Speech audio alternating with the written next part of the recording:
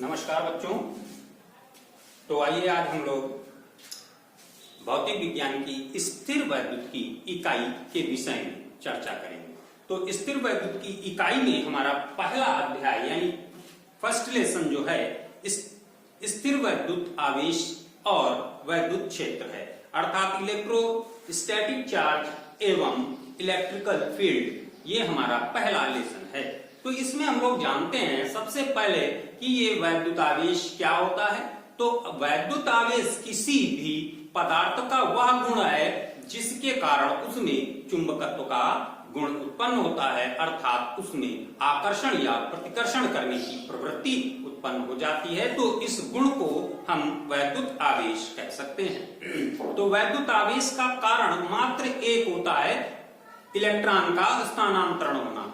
यदि किसी निकाय से, किसी पदार्थ से या किसी द्रव्य से इलेक्ट्रॉन दूसरे द्रव्य में चले जाते हैं, अर्थात यदि किसी द्रव्य से इलेक्ट्रॉन निकल जाते हैं, बाहर निकल जाते हैं, तो वह द्रव्य धन आवेशित हो जाता है, क्योंकि उस द्रव्य में प्रोटॉन का अनुपात बढ़ जाता है। इस प्रकार उसे हम धनावेश कह सकते हैं। यदि किसी पदार्थ में इलेक्ट्रॉन आ जाते हैं, अर्थात इलेक्ट्रॉनों को वो ग्रहण कर लेता है, तो इसे हम ऋण आवेश कहते हैं, क्योंकि इस स्थिति में उस पदार्थ या द्रव्य में इलेक्ट्रॉनों का अनुपात बढ़ जाता है।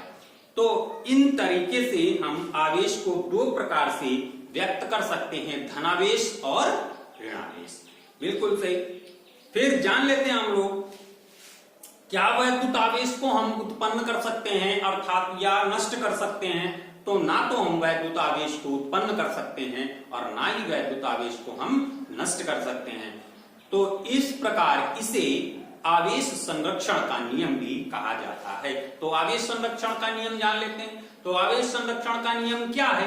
तो आवेश संरक्षण का नियम, आवेश को ना तो उत्पन्न किया जा सकता है और ना ही इसे नष्ट किया जा सकता है, बल्कि एक वस्तु से दूसरे वस्तु में स्थानांतरण किया जा सकता है।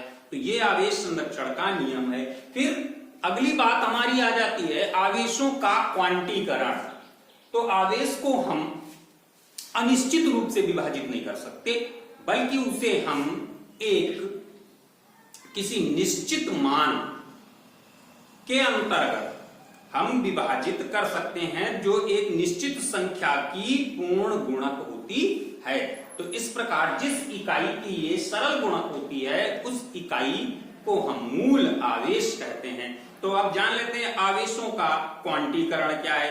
प्रत्येक आवेशित वस्तु पर एक निश्चित न्यूनतम आवेश जिसका पूर्ण आवेश एक सरल गुणक होता है, उस इकाई को हम मूल आवेश कहते हैं और इस प्रक्रिया को हम आवेशों का क्वांटीकरण कहते हैं।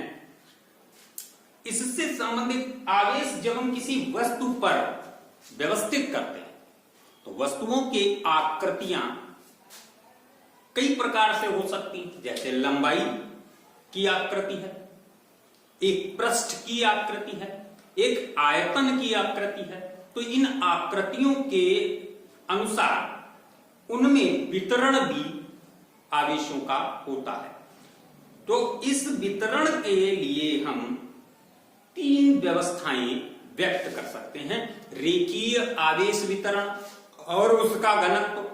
तो यदि हम किसी चालक क्षण लंबाई में जो स्थित हो, किसी चालक क्षण पर आवेश को व्यवस्थित करें, अर्थात आवेशित करें, तो उस पे संपूर्ण चालक में आवेश का समान रूप से वितरण हो जाता है और इसे हम रैखिक वितरण कह सकते हैं। और रैखिक आवेश घनत्व एकांक लंबाई में उपस्थित आवेश की मात्रा, यानी रैखिक आवेश घनत्व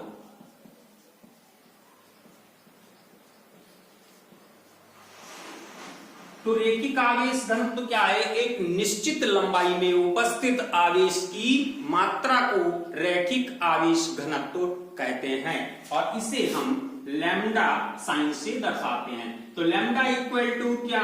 Q अपॉन L, जहां Q आवेश L लंबाई है। अब इसका मात्रक क्या बन जाता है, तो मात्रक इसका हो जाता है कूलाम प्रति मीटर। इसकी दिमा क्या हो जाती है, तो कूलाम की दिमा AT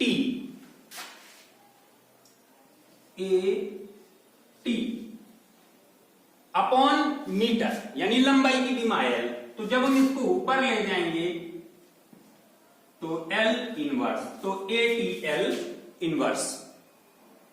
तो ये हो गया हमारा रैखिक आवेश घनत्व। अगली बात हमारी आती है पृष्ठ आवेश घनत्व।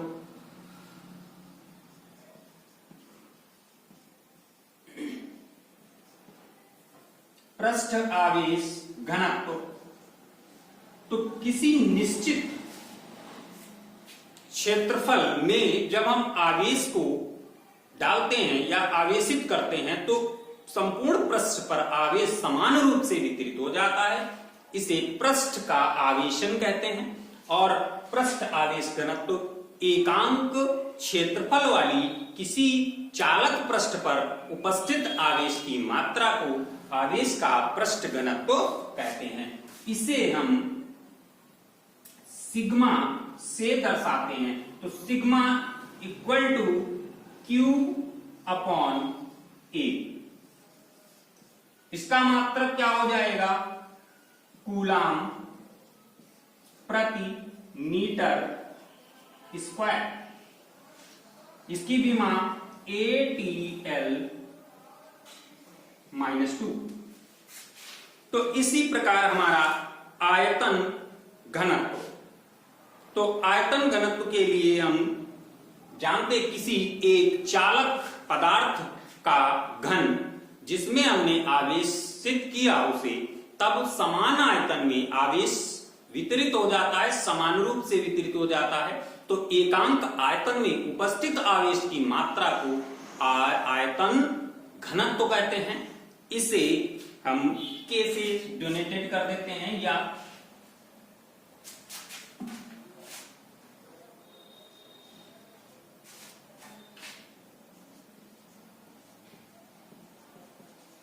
आयतन आवेश घनत्व।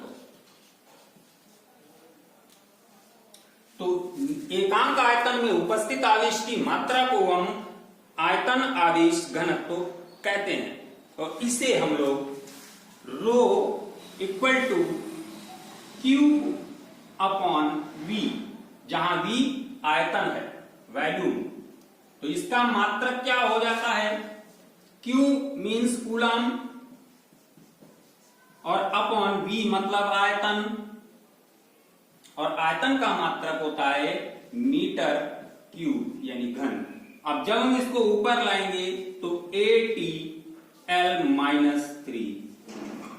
इस प्रकार से हमारे तीनों रैखिक आवेश घनत्व, पृष्ठ आवेश घनत्व और आयतन आवेश घनत्व की परिभाषाएं हो जाती हैं। तो अगली बात हमारी याद आती है वैद्युत क्षेत्र।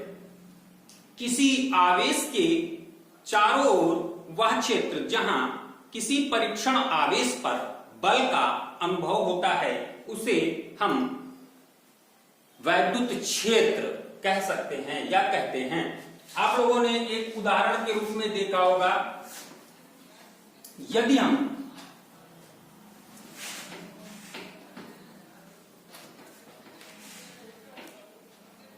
इलेक्ट्रॉनिक घड़ी को,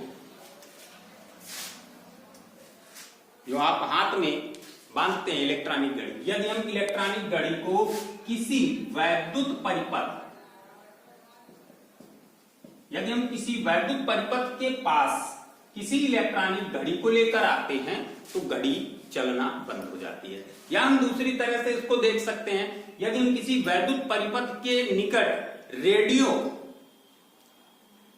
ट्रांजिस्टर, जिसको हम लोग रेडियो या ट्रांजिस्टर कहते हैं, लेकर आते हैं तो उसकी आवाज में भरभराहट होने लगती है। तो जिन स्थानों से ये प्रक्रिया शुरू हो जाती है वो परिपथ के चारों ओर वो सारे क्षेत्र वैद्युत क्षेत्र हैं। तो इसको परिभाषित करने के लिए हम कह सकते हैं किसी वैद्युत परिपथ के चारों ओर वह क्षेत्र जहां किसी परीक्षण आवेश पर बल का अनुभव होता है वैद्युत क्षेत्र कहलाता है। अब वैद्युत क्षेत्र के चारों ओर बल रेखाएं, किसी समुदाय के चारों ओर बल रेखाएं होती हैं और इनको हम वैद्युत बल रेखाएं कहते हैं। यदि हमने कोई वैद्युत क्षेत्र को हम प्रेजेंट करेंगे तो वैद्युत क्षेत्र आप जानते हो जब आवेश दो प्रकार से होता है तो वैद्युत क्षेत्र भी हमारा दो प्रकार से ही होगा। तो धन वैद्युत क्षेत्र जिसमें बल रेखाएं बाहर की ओर निकलती हैं और ऋण वैद्युत क्षेत्र जिसमें बल रेखाएं निकाय की ओर आती हैं।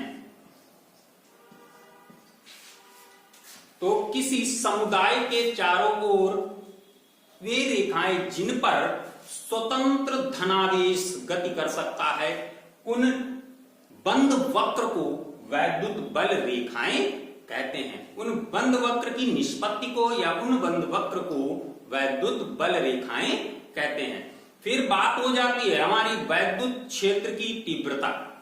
यहां से महत्वपूर्ण बिंदुओं पर हम पहुंचते हैं। वैद्युत क्षेत्र की तीव्रता, तो किसी वैद्युत क्षेत्र में एकांक आवेश पर लगने वाला बल, किसी वैद्युत क्षेत्र में एकांक आवेश पर लगने वाला बल वैद्युत क्षेत्र की तीव्रता होती है। अब हम वैद्युत क्षेत्र की तीव्रता को जानने से पहले हम कूलाम का नियम समझ लेते हैं। महत्वपूर्ण बिंदु है कूलाम का नियम। कूलाम का नियम,